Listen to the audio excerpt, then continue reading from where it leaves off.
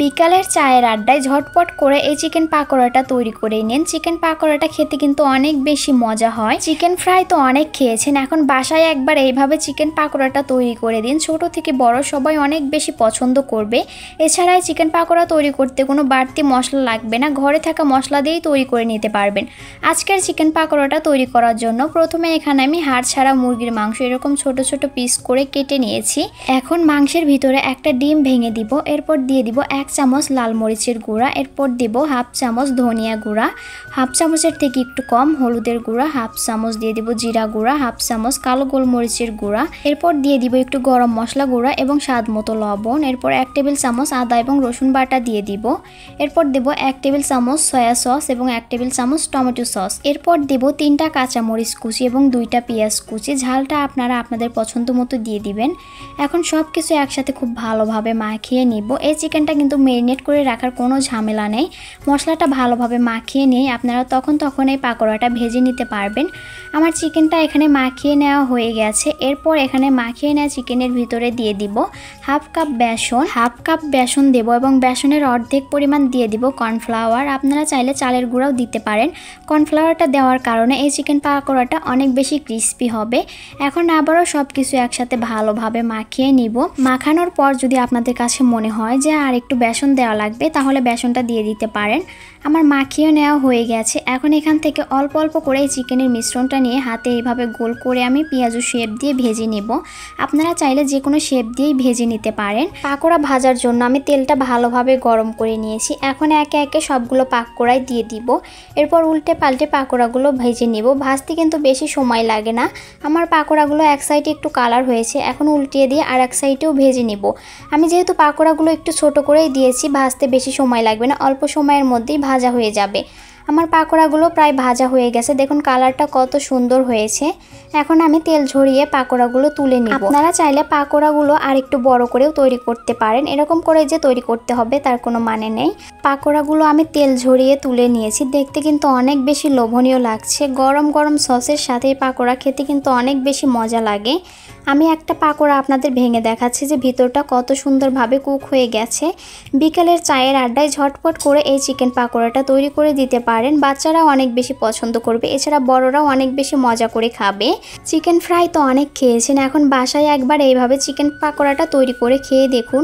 এছাড়া বাচ্চারা যদি হুটহাট চিকেন ফ্রাই খাওয়ার বায়না ধরে, ঝটপট করে কিন্তু অল্প একটু চিকেন দিয়ে এই চিকেন পাকোড়াটা তৈরি করে দিতে পারবেন। বাচ্চারা অনেক বেশি খুশি হয়ে যাবে। আমার আজকের এই চিকেন পাকোড়ার রেসিপিটা আপনাদের কাছে কেমন লেগেছে অবশ্যই কমেন্ট করে জানাবেন। আর আমার ভিডিও ভালো লাগলে অবশ্যই শেয়ার করে অন্যদের দেখার সুযোগ করে দিবেন। ইউটিউব থেকে ভিডিও দেখলে সাবস্ক্রাইব করে দিবেন এবং ফেসবুক থেকে দেখলে ফলো দিয়ে পাশেই থাকুন। এইভাবে বানালে যে এত বেশি মজা হয় এবং এত বেশি ক্রিস্পি হয়, আপনারা যদি 2 ঘন্টা পরও এই চিকেন ফ্রাইটা খান তাহলে আগের মতোই ক্রিস্পি থাকবে। এবং এই চিকেন ফ্রাইটা তৈরি করাও খুবই সহজ। চিকেন ফ্রাইটা তৈরি করার জন্য এখানে আমি 1 কাপের মতো হাড় ছাড়া মুরগির মাংস এরকম ছোট ছোট পিস করে কেটে নিয়েছি। এখন কেটে নেওয়া মাংসের ভিতরে দিয়ে দিব 1 চামচ আদা এবং রসুন বাটা, এরপর দিব হাফ চামচের মতো জিরা গুঁড়া, 1 চামচ লাল মরিচের গুঁড়া, অল্প একটু হলুদের গুঁড়া, ধনিয়া গুঁড়া, এরপর দেব হাফ চামচের মতো কালো গোলমরিচের গুঁড়া, স্বাদ মতো লবণ দিয়ে দিব, এরপর দেব 1 চামচ সয়া সস দিলে লবণটা একটু বুঝে শুনে দিতে হবে। এরপর 1 টেবিল চামচ টমেটো সস দিয়েছি। এখন এক ফালি লেবুর রস চিপে দিয়ে দিব। এখন সবগুলো মশলা চিকেনের সাথে খুব ভালোভাবে মাখিয়ে নিব। চিকেনের সাথে মশলাটা ভালোভাবে মাখিয়ে নিয়ে আমি 30 মিনিটের জন্য এই চিকেনটা ম্যারিনেট করে রেখে দিব।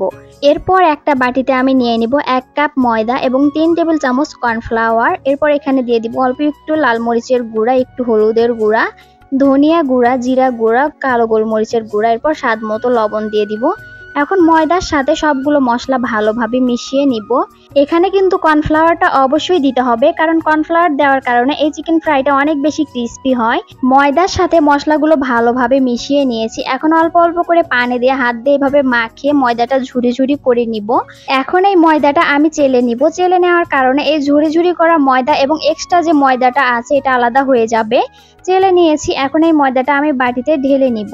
চেলে নেওয়ার পর যে ময়দাটা বেরিয়েছে এই ময়দাটা একটা বাটিতে নিয়ে নিব। এরপর অল্প একটু পানি দিয়ে মিশিয়ে নিব। এরকম একটা আমি ব্যাটার তৈরি করে নিব। এখন এই ব্যাটারটা একটা সাইডে রেখে দিব। এরপর আমি যে চিকেনটা মেরিনেট করে রেখেছিলাম ওই মেরিনেট করা চিকেন এবং ঝুরি ঝুরি করে নেওয়া ময়দা নিয়ে নিব। এখন প্রথমে একটা করে চিকেনের পিস নিয়ে প্রথমে ময়দার ব্যাটার দিয়ে মাখিয়ে নিব। এরপর এই ঝুরি ঝুরি করে নেওয়া ময়দা দিয়ে মাখিয়ে কোট করে নিলেই হয়ে গেল। একটা চিকেন আমি কোট করে নিয়েছি। এইভাবে করে সবগুলো চিকেন আমি এখন কোট করে নিব। প্রথমে ময়দার ব্যাটার দিয়ে মাখিয়ে নিয়ে এই ময়দা দিয়ে মাখিয়ে নিলেই হয়ে যাবে। এইভাবে করে সবগুলো চিকেনই আমি কোট করে নিয়েছি। এখন এই চিকেনগুলো আমি ভেজে নিব। ভাজার জন্য প্যানে তেল দিয়ে তেলটা ভালোভাবে গরম করে নিয়েছি। এখন একে একে সবগুলো চিকেন দিয়ে মাঝারি আঁচে উল্টে পাল্টে চিকেনগুলো ভেজে নিব। চিকেনগুলো এক সাইডে ভাজা হয়ে গেছে, এখন উল্টে দিয়ে আরেক সাইডেও ভেজে নিব। চিকেনগুলো তেলে দেওয়ার আগে তেলটা খুব ভালোভাবে গরম করে নিতে হবে, তাছাড়া চিকেনগুলো তেলে দিলে চিকেন থেকে পানি ছেড়ে দিবে। আমার চিকেনগুলো ভাজা হয়ে গেছে, এখন আমি তেল ঝরিয়ে সবগুলো চিকেন ফ্রাই তুলে নিব। ঝটপট তৈরি হয়ে গেল ক্রিস্পি চিকেন ফ্রাই। এইভাবে চিকেন ফ্রাই তৈরি করে আপনারা কয়েক ঘন্টা পরও খেতে পারবেন, একদম আগের মতোই ক্রিস্পি থাকবে। বাসায় একবার এইভাবে চিকেন ফ্রাই তৈরি করে খেলে রেস্টুরেন্টে গিয়ে আর কখনো চিকেন ফ্রাই কিনে খেতে চাইবেন না। গরম গরম সসের সাথে এই চিকেন ফ্রাইটা খেতে কিন্তু অনেক বেশি মজা হয়। আপনারা দেখতেই পাচ্ছেন যে চিকেনটা কত বেশি ক্রিস্পি হয়েছে এবং ভিতরটা অনেক বেশি জুসি হয়েছে, খেতে অনেক বেশি মজা লেগেছে। আমার আজকের এই চিকেন ফ্রাইয়ের রেসিপিটা আপনাদের কাছে যদি একটুও ভালো লেগে থাকে তাহলে ভিডিওটিতে লাইক কমেন্ট শেয়ার করে দিবেন। ইউটিউব থেকে ভিডিও দেখলে সাবস্ক্রাইব করে দিবেন, ফেসবুক থেকে দেখলে ফলো দিয়ে পাশেই থাকবেন।